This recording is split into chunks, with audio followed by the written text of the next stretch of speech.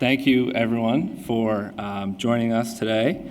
We're going to talk about the new cross-chain transfer protocol and how you can integrate with your wallet or application.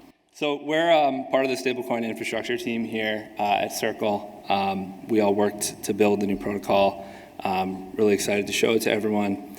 I'm Mike. I'm joined by Walker, David, and Chase, and we're gonna talk about the protocol. So as far as the agenda for the next 30-ish minutes here, first I'm gonna talk about the design high level, and then Walker is going to explain how the smart contracts work. After that, David's going to walk us through a sample integration. And then Chase is going to show us some cool advanced functionality. All right, so let's talk about the design.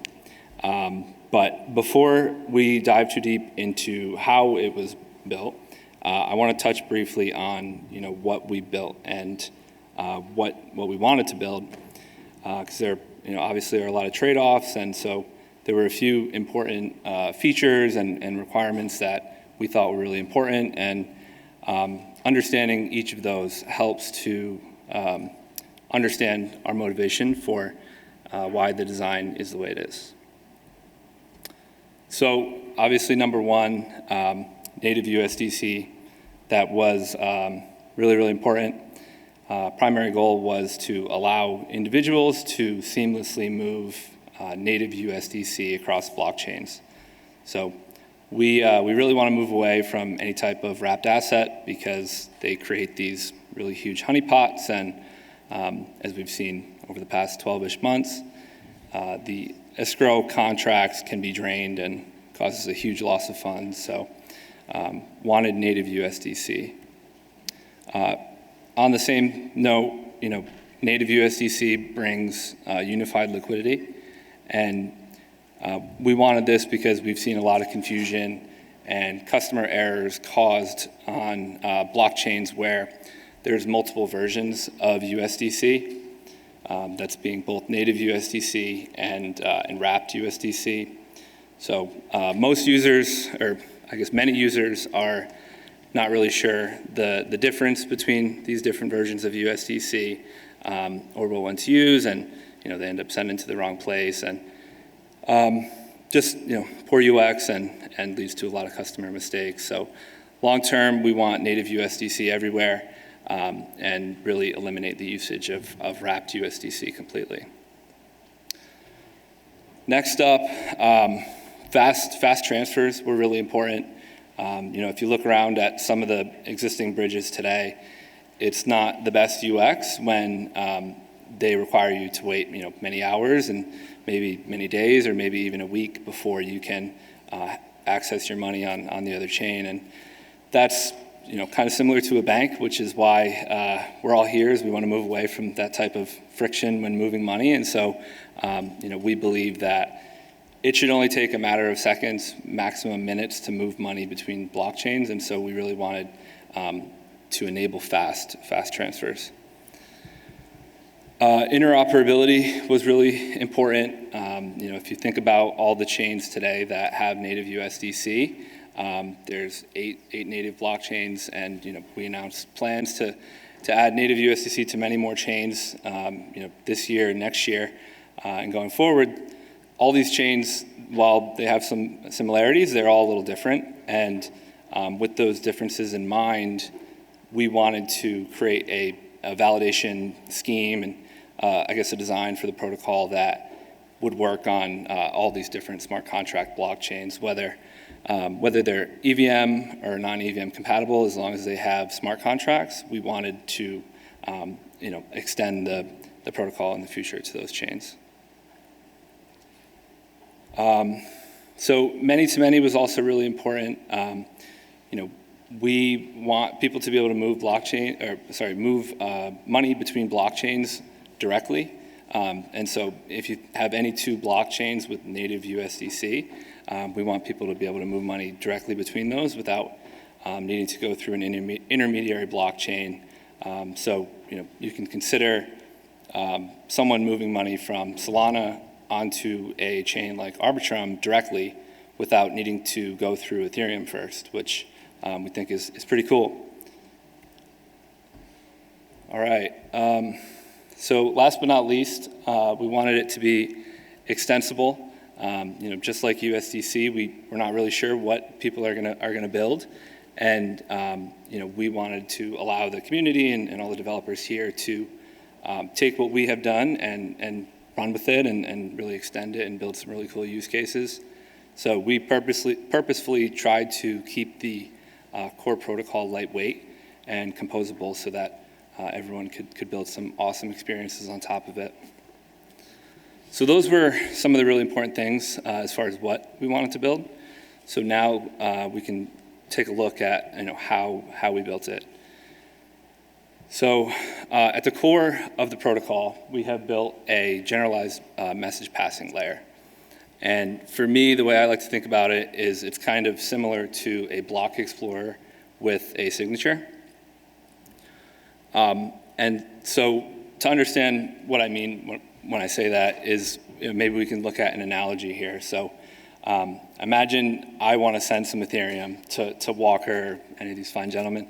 I could first ask for his address, he can give me his address, and then I can go ahead, send him money, and along with sending him money, I can provide him with a block explorer link like Etherscan with my TX hash, and because we both trust Etherscan, we both can see through a third party that some action has been done.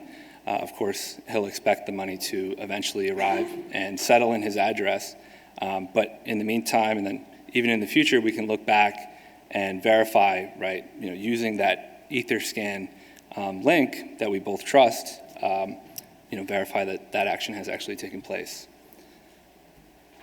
So if we take this example a step further, because smart contracts can't go to etherscan.com, imagine Etherscan also provided like a signature and could sign maybe some hash of that web page, and then you could actually take that signature, that hash, and the contents of that web page and provide it into a smart contract, and then the smart contract can cryptographically verify who signed the message, and if that smart contract trusts whoever signed that message, it can be confident that the message is valid and take whatever actions it needs to.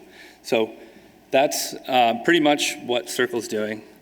We're running similar to a block explorer, an off-chain service that basically just observes events. And then in addition to observing events, it will also sign messages attesting to those events happening. So pretty high-level graphic here, but you can consider passing a message from Ethereum to Avalanche. So first, obviously, you would need some event to happen on Ethereum. As part of that event, the contract on Ethereum would emit a message, and our attestation service, our off-chain service that's watching Ethereum is going to see that message, and it's basically just going to sign an attestation proving that Circle has seen this message, it has happened on Ethereum, and then from there, anyone can call, so totally permissionless, anyone can call the off-chain API that allows people to pass in some event A and say, hey, I want the attestation for this event. So our API will return the data along with the signature, the attestation, and then from there, the Circle attestation along with the event can be passed to a smart contract on Avalanche. The smart contract on Avalanche will simply verify who signed this message, and because the smart contract trusts Circle, it can tell, okay, Circle signed this, so I can trust this message, and then it can take basically whatever steps it wants to after that. So yeah, that's pretty much how we have built our message passing layer.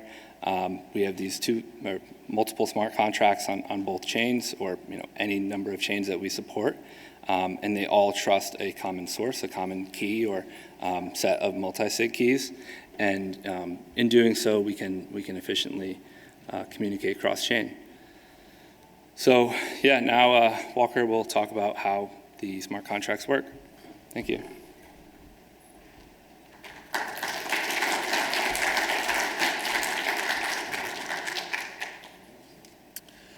Cool. So yeah, our system is a generalized message passing protocol.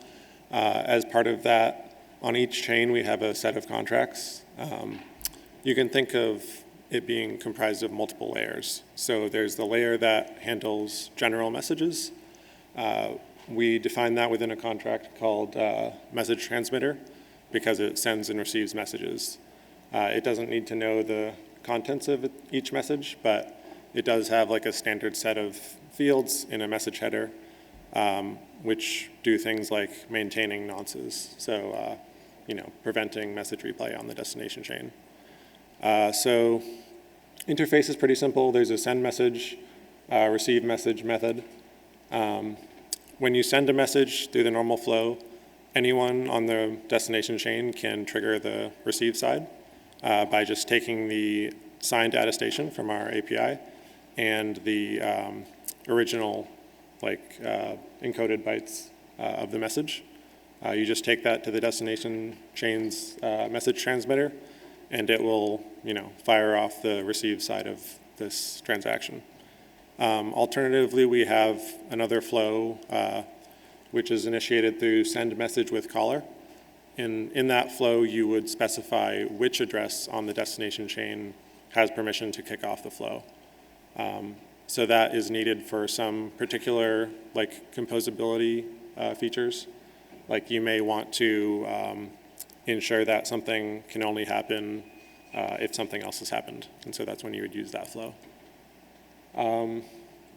Yeah, so again, there are standard parts of the message header. There's also a dynamic part of the message that can be filled in by other contracts that call this contract. For example, we have a contract, it's currently called Circle Bridge. We'll probably name it something else later, but its responsibility is to format application-specific messages about burning and minting Circle-issued stablecoins, such as USDC or Coin. So the way this works is you would call deposit for burn. That function, assuming you approved our contract, it will transfer some USDC into the contract, burn it. As part of that, you specify a recipient on the destination chain, and then when you go to the destination chain, you can do a mint through our contracts to that recipient. Yeah, so it's a different model than most bridges. There's no lock and mint. It's burn and mint, which means that there is no honeypot of USDC, and you only have to trust the bridge for the duration of the bridging. It's not like any time that you have USDC on the destination chain, there's always this risk of the honeypot being hacked. Yeah, in addition, we have the deposit for burn with caller, which works the same way as send message with caller. And yeah, we have this method handle receive message that will actually do the mint.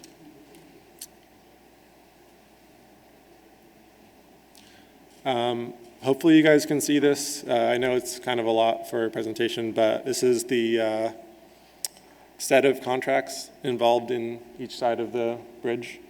So the source domain user will call the Circle bridge. That will call a separate contract that does the burn, which will call the USDC contract to do the burn. And then if we go upwards, you're calling send message on the message transmitter. That's emitting a message sent event with the bytes that need to be signed by the attestation service in the middle. You call that attestation API to get the signature. Then you take that signature to the destination chain, call receive message with it to kick off the receive side of the bridging, which then calls Circle Bridge on that side, and then mints to your recipient. Yeah, that's pretty much it. I'll hand it off to David.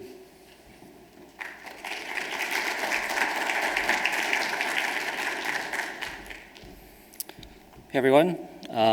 So I hope all of you have seen our demo on Wednesday of what we built for demoing the bridge, but we're just going to walk through some key code examples of how we've built our app.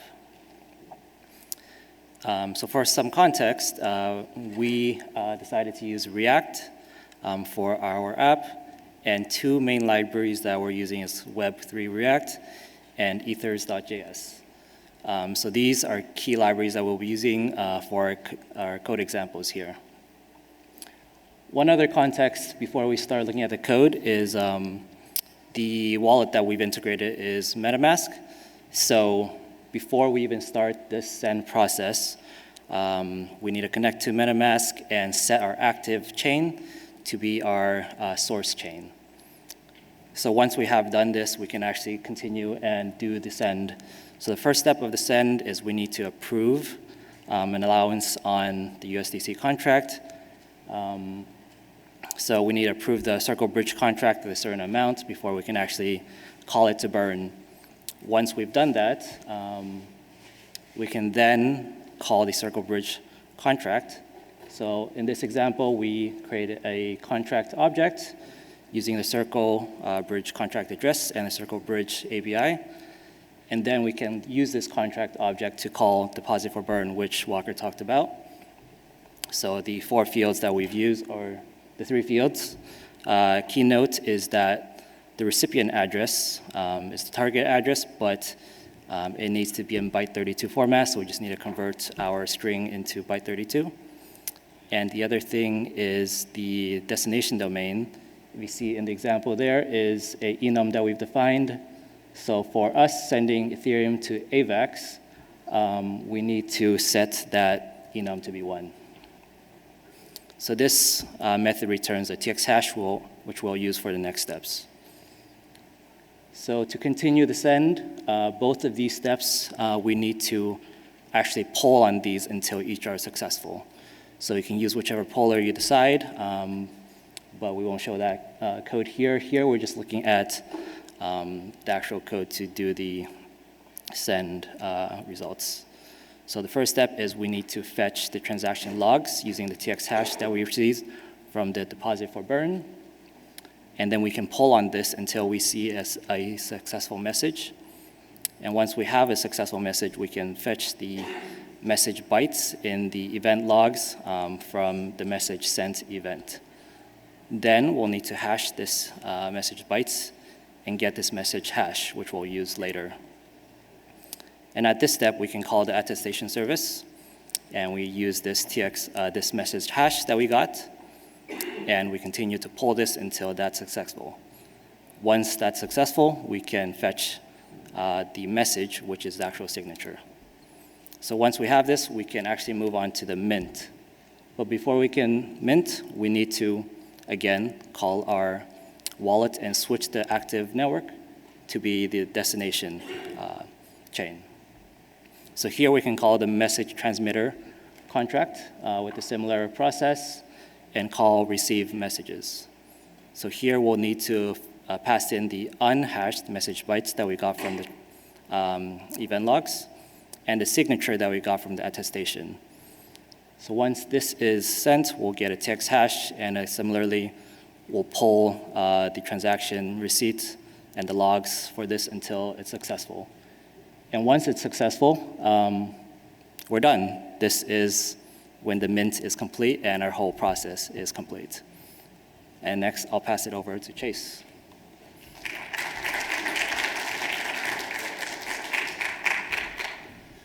Cool, thanks, David. So I'm going to talk to you guys a little bit about some of the advanced functionality of the protocol and how you can build on top of the protocol to do some kind of really cool things. So the kind of use case that I'm going to talk about revolves around the send message with caller function that Walker talked about earlier.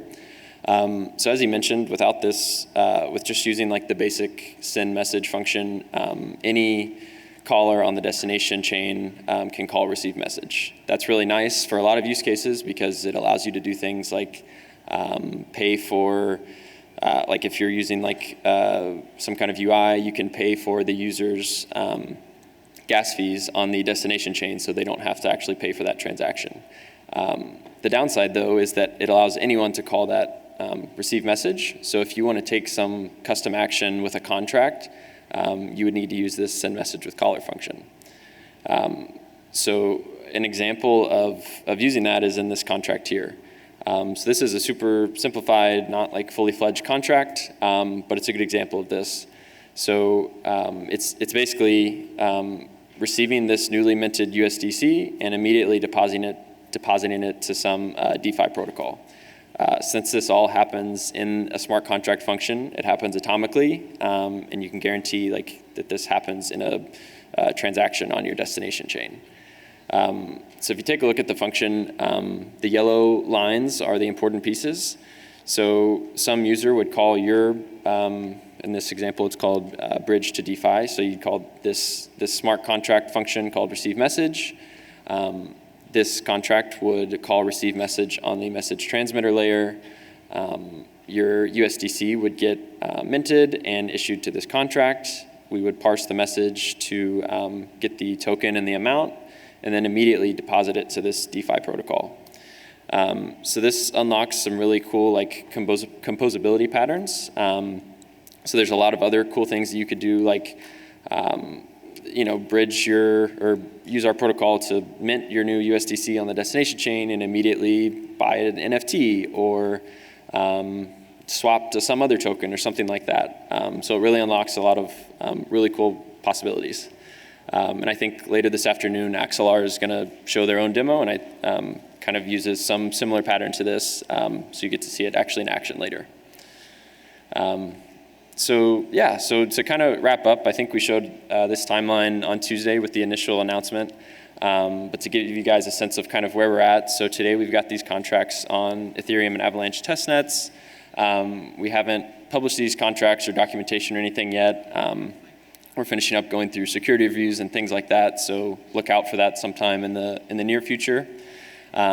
And then, by the end of this year, we want to launch on Ethereum and Avalanche mainnet with our ecosystem partners. And then next year, we're going to hopefully be launching on additional chains, launching with more tokens like Eurocoin, and then keep partnering with really great ecosystem partners like you guys to launch some really great experiences around this protocol.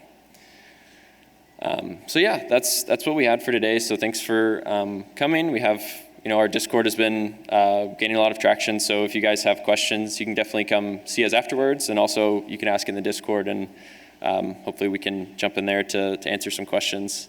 Thank you guys for coming.